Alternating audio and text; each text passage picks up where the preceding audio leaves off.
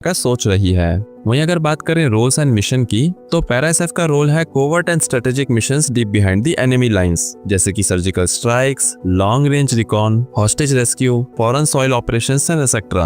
ये tier 1 special forces की तरह काम करती हैं। वहीं घातक प्लाटून का रोल है टैक्टिकल लेवल स्पेशल ऑपरेशंस। ये अपने बटालियन के लिए स्काउट्स और शॉक ट्रूप की तरह काम करते हैं। घातक carry out patrols, red on near by enemy post, recon missions just ahead of the front line at battalion और ब्रिगेड लेवल एक्सेट्रा। वहीं भैरव यूनिट्स का रोल है फास्ट टैक्टिक।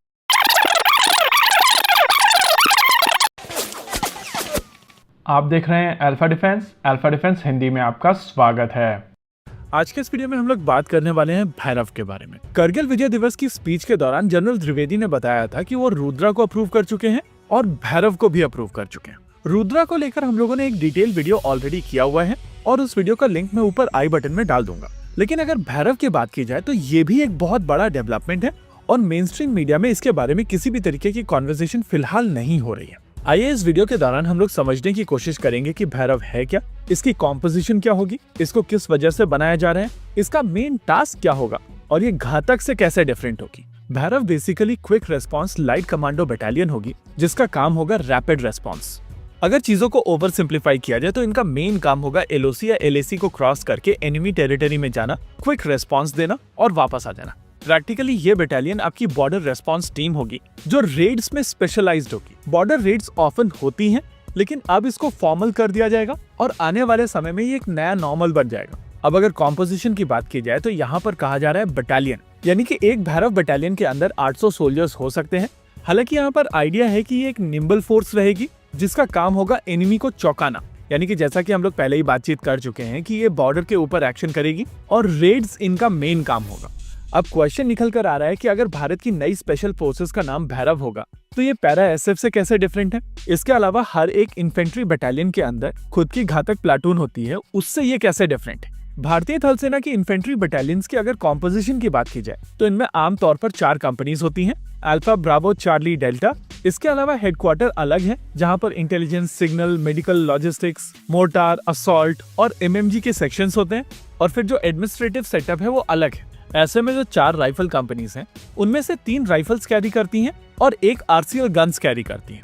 अब यहाँ पर क्वेश्चन निकल कर आता है कि जब ये सारी की सारी कंपनी इस तरीके से कंपोज होती हैं तो घातक की प्लेसमेंट क्या होती है। वेल, घातक की कोई अलग से प्लेसमेंट नहीं होती है, ये इन्हीं कंपनीज में से कुछ लोग होते हैं जो आपके टिप ऑफ द स्पीयर होते हैं। प्रैक्टिकली अगर आप असॉल्ट में जाते हैं तो ये आपका असॉल्ट लीड करते हैं। अभी तक भारतीय थल सेना की तरफ से जो रेड्स किए जाते थे वो या तो स्पेशल फोर्सेस की तरफ से किए जाते थे या घातक प्लाटून्स की तरफ से किए जाते थे। अब भैरव के बन जाने के बाद में ये काम भैरव का होगा, यानी कि अब स्पेशल फोर्सेस का काम और ज्यादा स्ट्रेटेजिक होगा।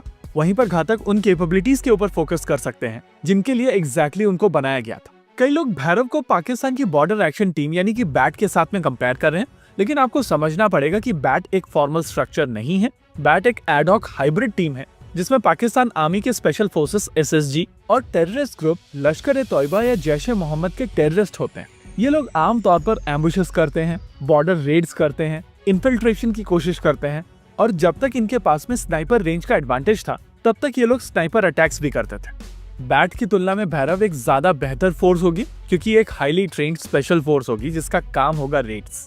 इसके अलावा इसमें पूरी तरीके से इंडियन आर्मी के सोल्जर्स होंगे और जैसा कि हम लोगों ने पहले ही मेंशन किया है कि बैट कोई फॉर्मल स्ट्रक्चर नहीं है, उसमें पाकिस्तान के एसएसजी के साथ साथ जैश ए मोहम्मद और लश्कर ए तौयबा के टेररिस्ट भी होते हैं।